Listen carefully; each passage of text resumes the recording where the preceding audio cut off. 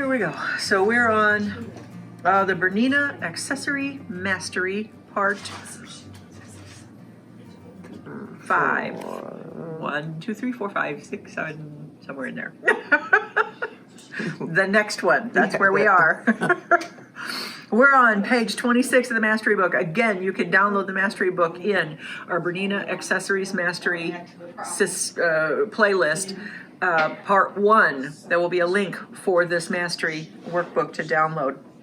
We're starting on page 26 of our workbook, and we are doing a narrow hem to start with. We're going to do the narrow hem. It talks about hem foot 61, 62, 63, 64, 66, and it doesn't actually talk about this one. We're using 69.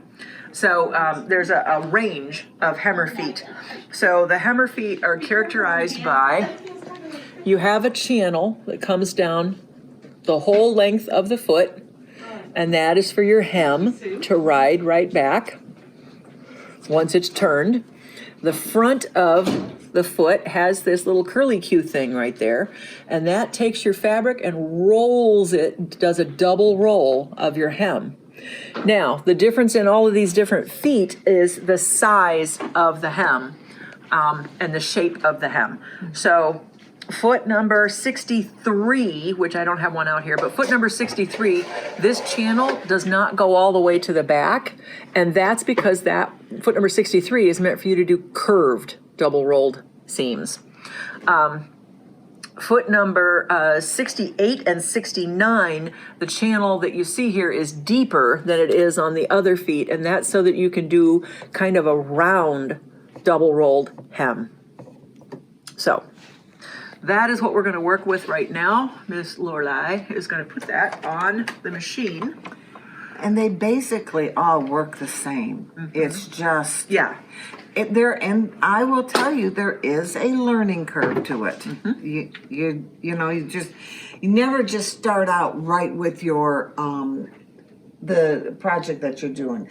Always practice on any of these things. Unless you're me. And well, that's true. And then you just rip it out 14 times till you get it right. So she's got the hemmer foot on. She's got, we're using, like we said, 69, and she's got it selected on her machine. She has her piece of fabric selected. It's a medium weight fabric.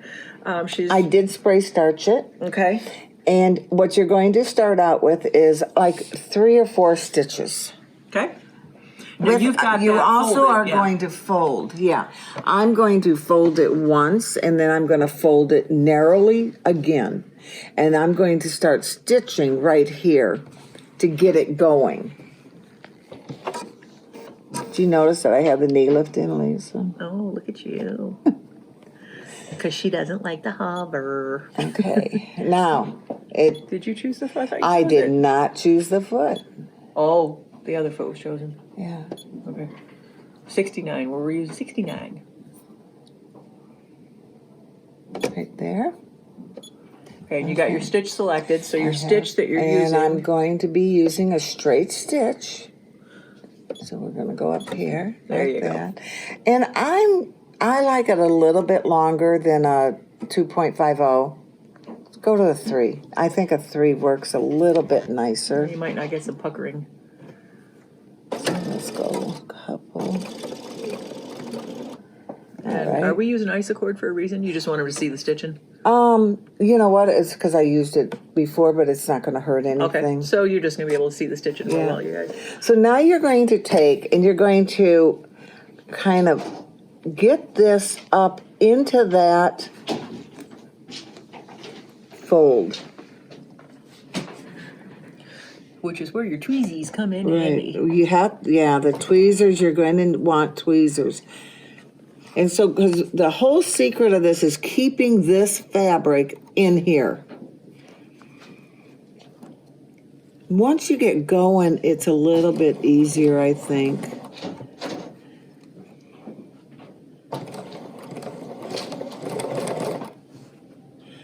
So I'm just kind of holding that up.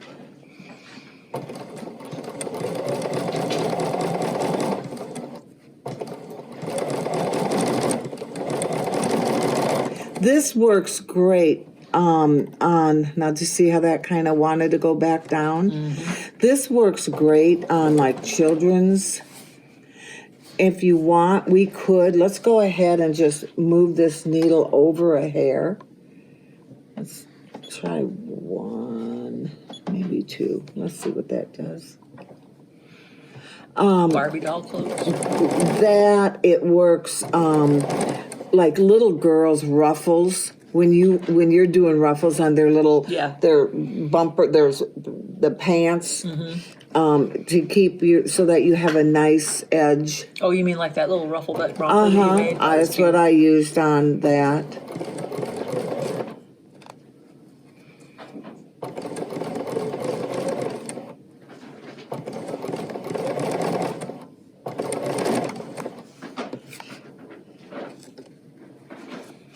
You know, and you can always do it so much better when you're at home and not having a camera staring at you. It's coming out right. It's just, and then I cut the thread. Well, that's okay. We've done enough. Oh, yeah. Sure. So there's where, but can you see how when I moved that needle over, it's even a little bit nicer than on there. And it just makes a great finish on the edge of ruffles and different things, you know, cuffs. I don't mind it over here. This is not bad. Yeah, no, it's not. I don't mind that one. I think that looks nice. Here's the other one, more close to the edge. I don't mind the other one. Yeah. Anyway, okay. So that's the 69 foot, and it's or the or 61 the other ones, through the 69. Any of them work the same way. And depending on what you want, like if they look at the book, you can see where they have done a scalloped with your stitch. You choose your stitch. You do a zigzag on it, and it works nice. If you're a proud owner of a big book of feet, you're going to know that, because right down here it's going to tell you all the different stitches that you can use, what you would use it for, and then your width and your length and your needle positions. Yeah. So this is, of course, Big Book of Feet is a nice resource. And To then me, it gives you a breakdown of all the what each one shapes is. of all the feet, the sizes of all the feet, and then the size of the hem each of the feet's going to make. And then it gives you your tutorial on how to do it. So you cannot beat the Big Book of Feet. No, you can't. It's got everything you need.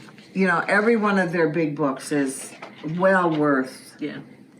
A lot of information. Yeah. All right, let's move on. Page 27. All right. We're going to use piping foot number 28 to do a trimmed edge. So Let's just do this one. where's Here. 28?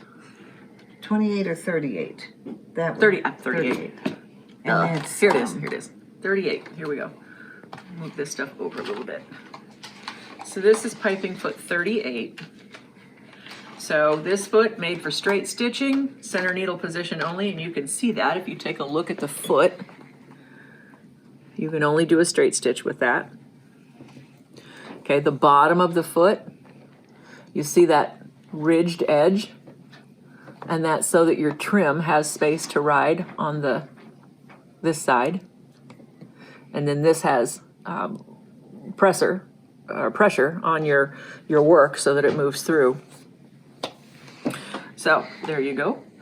So this would work really great if you're making draperies or something and you're putting that heavy trim on.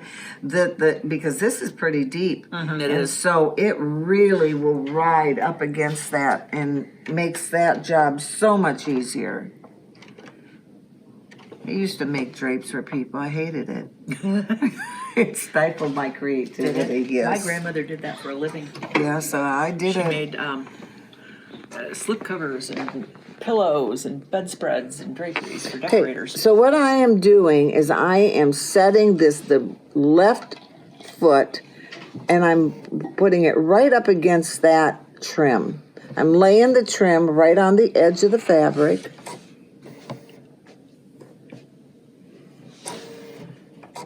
And Here's your foot.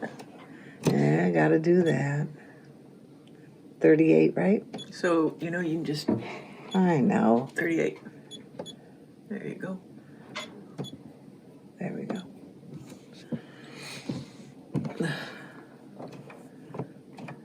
Okay, let's get this on there. All right. And we're using orange thread for our white, Yeah, our white foo-foo. decorative. Our white foo-foo. So you're just going to line that right up along the edge so that you can't see actually that raw edge. You don't want that hanging out. And I'm just running that foot right up along that.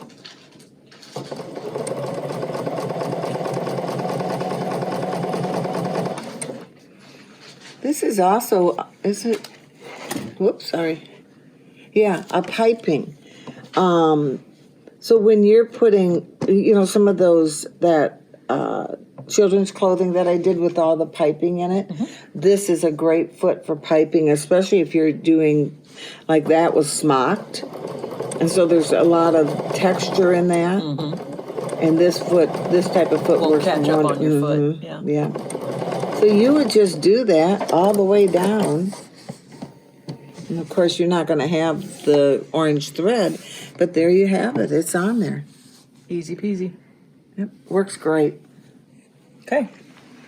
That was foot Yeah. number 38. You know, I had somebody tell me one time that Bernina people were in a cult. A cult? Cult. Okay. And because we are the foot cult people. Okay. And I went, yes, we are, and I'm happy for it. Whatever. All right, we're moving on. We are into specialty fabrics. So we're on our jeans and denim now on page 29 of your workbook. We're going to use a D foot because we're using a 790, and the 790 has the built-in dual feed. So of course, reminder, the D foot is the one with this opening for your dual feed to slide in and then through here. And your sensor part is right there. Okay, you'll notice that your jeans foot again is for a straight stitch. So your opening is in there for a straight stitch, and you're smooth on the bottom. So this is this is a heavy foot. This is a pretty solid foot, used for stitching through multiple layers of heavy fabrics. It also works for stitching canvas, upholstery fabric, seat cushion, slip covers. You see a lot of posts on the Bernina Lovers, the 7 Series Lovers pages on people doing boat covers and trying to replace soft tops in cars, and they're using their machines for it, and you can do that with this foot. This is the foot that you're going to use to do a reinforced seam. So you're going to use a triple straight stitch to do a reinforced seam. And that's the seam that you see typically coming down the side of your jeans. I don't think I have mine. Do you have jeans on that have that? No. No. We don't have them on that go like that. But I've got some like that, and you've all seen them, that have the orange. Hey, look, we're using orange. The orange thread that goes down. So we should have a jeans needle in, and I don't believe we do. No, we don't. But that's okay. But yeah, We're not going to sew a whole thing. We're just going to do this part right here. So, and we're using the cotton polyester thread. We are doing that. So I think it tells me to cut a 5/8 inch seam. Yeah. So I'm going to line up my the edge of my fabric with the 5/8 inch. And you got your triple straight stitch. I do have a triple straight Okay. stitch on right now. There you go. And really, you would just sew you would sew the seam, just the seam. Well, they've got you doing the triple straight stitch. With the first off? Yep. Wow. Just to give it a little more reinforcement, I think. This is a great stitch for children's clothing in the crotch line and that. It also is a beautiful top stitching stitch. It's good for bags. When you're going to have a pocket in a bag and it's going to have some stress on it.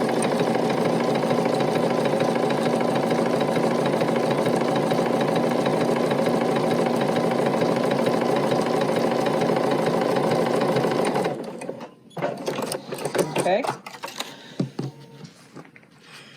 Now you're going to take it to the... Then press it. Look at us pressing. You know, I finger press a lot especially with doing Jacqueline DeYoung's. Yeah. Okay, now what? Now, okay, so that was, where were we? I pressed it. Press seam to one side. Okay, top stitch the seam from the right side using the edge of the foot along the seam as a guide, stitching through your seam allowances. So The outside edge of your foot right on the seam. This. Uh-huh. You're gonna stitch right straight down using that same triple stitch. okay. Now this, if you were doing a real pair of jeans and you were going over, say, a crotch seam, where you would have a great big seam allowance you had to go over, this is the part where you would use your hump jumper. That's that plastic this guy right here. So you would use this We're gonna do that too. to get over that seam. And we'll show you that in a minute.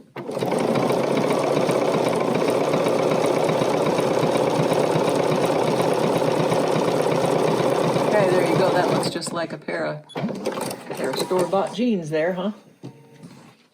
Yep. Okay. Oh, no, they don't have you having it. Oh, yeah, they do. If you go down. So, oh, yes, it does. Sorry. Top stitch, we didn't do this part. So, turn up your lower hem a 1/2 inch twice.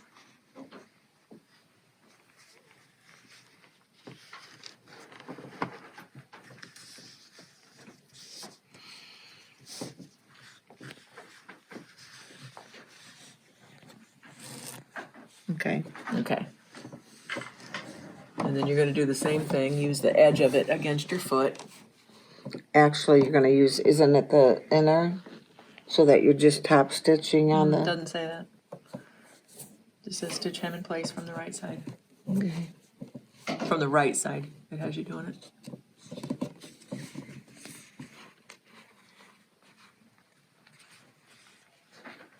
This would be easier if we did have an iron. Yes, it would be.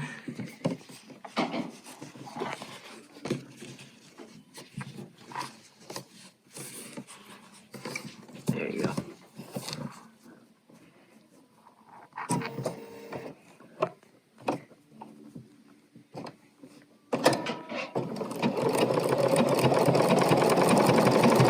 Dual feed down. Oh, I don't. I do now. Yes, you do. Good job.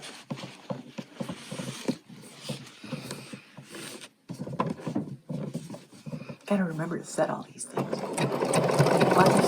It is, and that's is why it doesn't work sometimes like it should. Well, yeah, you forget to do something. You're like, why isn't it doing this? Lady, somebody called in that that dual feed just wasn't working, and she was using a C foot. Oh, dear. Just a regular, and no, it doesn't work. You have to have a D foot to use your dual feed, and you also have to have, let's see, probably about this much.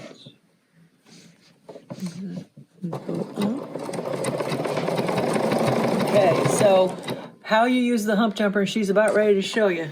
The front of your foot is about ready to climb that hill, which is going to force the whole foot to go like this. See how it's slanting. So when you are about to climb the hill, to keep the front of your foot down, you put your hump jumper behind it. Then you're going to stitch over over the hump jumper. I think you're going to hit it again. Is it gonna hit it? There you go. Now you won't. So you stitch over the hill. But you got to keep that going right with. Nope, I broke the needle. Didn't I? No, I didn't. No, you just sewed No, the I hump jumper. sewed the hump jumper. Okay. Now, I've done this many a time.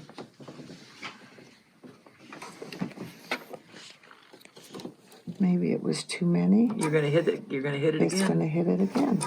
You're not close enough to the hump. You gotta get up to you the gotta hump. get right up in there. So let's go right here. So you have to actually be climbing the hill before you put that under.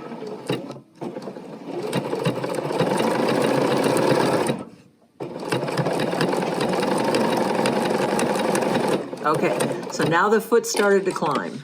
Now you put it under, yeah, right there. And that keeps your foot straight. And you're kind of holding it in there. Yep. And now what's gonna happen is your foot is gonna go down on the other side of the hill. So while you're balanced on the top, just leave it right where it is until you start to see the foot come down. And then you're gonna put the hump jumper on the front part of your foot. And you're gonna put it alongside like this. You're not gonna put it here. Well, you can. You can, but you may run over it, but yeah. Oh, I know how to do that now.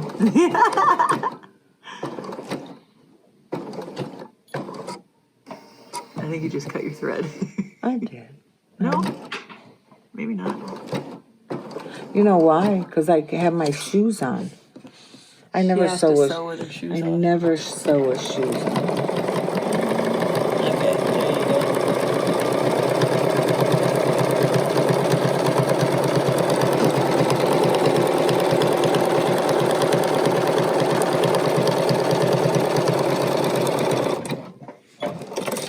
Okay. Yeah. Well, now if we hadn't had a little goober right there, would've we'd have been gone a- right yeah. across. And you can see where you really do need that extra length on your stitches. Yeah. If you didn't have that extra length, it would It'd pull in. Yeah, Yeah. yeah. But look at how nice that looks. Mm-hmm. It looks nice. Alrighty, that's the number 8 foot. And we sewed our hump And jumper. we said the hump jumper got sewn down. Oh my goodness. Okay, All right. we're moving on to our non-stick feet. So our non-stick feet are the green coated ones. Okay, I had It's right there. What are you looking for? this right here. So there's a white one, 52. And then there's 52C, and then there's 52D, and then there's 53, 54, and 56. So zigzag foot, 52, 52C, 52D are all zigzag feet. 53 is a straight stitch foot. 54 is a zipper foot. Yes, you can get a non-stick zipper foot, and it's this slick kind of green stuff. I don't know how else to It's call like that. Teflon, isn't it? Yeah, It's like yeah, a it's Teflon like a coating. Teflon. So this is 56. 56 is your open embroidery foot, so you can see that the toes are shorter and your opening is wider so that you can get a zigzag stitch in there. Now this is a 5.5 millimeter zigzag stitch. You will not do a 9 millimeter stitch with this one. This is a 5.5. Okay. So Laurie is going to load that and she's going to select that foot. I've got some fabric and some vinyl. So a big thing today is that people. Wait. You're getting ahead of yourself. Select your foot. I am, but I'm just telling them what people are doing with the vinyl. Okay. But we're going to forget and then you're going to start All to right, sew. all right, I'll select it right now. 56. Thank you. And I'm going to do it your way. And we're going to make sure we have our zigzag stitch plate in, And I have that in. Yeah. Yep. Okay. which technically we should have had the single hole in for the denim thing, but that's okay. All right. So there we are. Okay. Now you can talk about your Okay. vinyl. So what a lot of people, the big things today are called project bags. Yeah. And they like the vinyl front on them. You see And they're putting zippers in. Well, that zipper, when you're putting a zipper in, it sticks to here when you're sewing it. So this foot is where you would come in and you could, sew the zipper down with this foot. Or the top stitching, whatever you're going to do. So I'm just going to do a straight stitch to show you. Let's go ahead and put it back on one. You could do a decorative stitch. Now you could, if you wanted to, you could hold this together with Wonder Clips or sew tights or something like that. You don't want to use pins in it, obviously. If you wanted to, let me edge over here. We could use the very edge right on the right toe, and then so you can get right up against that. You see how But you nice see that how, goes right over there. Because if you had a regular foot, let me see if I can find what that is. it doesn't want to slide on It'll this. stick. It sticks as you're sewing. Back in the day, this was a long time ago, I made a bunch of cross-stitch project bags. Uh-huh. They had vinyl in them, and the edges of the vinyl you put binding across, and oh, I struggled with those because I did not have the access to a. But it sews beautifully. I mean, it's Yep. makes it nice, but that's what those Teflon, remember the oilcloth, Yes. tablecloths that Yes. we used to make, and you would fight, but you use the Teflon foot, and it didn't. I hurt ended each up other. putting tissue paper Yep, on yep. top of that, and then tearing all that tissue paper off. It was a Yeah. mess, and then getting all that tissue paper out of the seam. Yep. A mess. Okay, that's it for this time. We will be back for applique and decorative stitches. We'll start on page 31 next time around. That's it. Practice. Get yourself a foot and play around with them. You never get good at it until you practice. You're never going to take one of these out of the package and be an expert. It's not going to happen. Well, you know why? What happens too is that a lot of these things, you're not using them every You don't do day. it every day, yeah. So you don't remember. And that's why these books are really nice to have. We do this kind of every day in the store. We can't remember. No. So, Whatever. yeah. So, So practice. Practice, have fun with it. Use your big book of feet. It's a great resource. Yep. See you next time. Goodbye.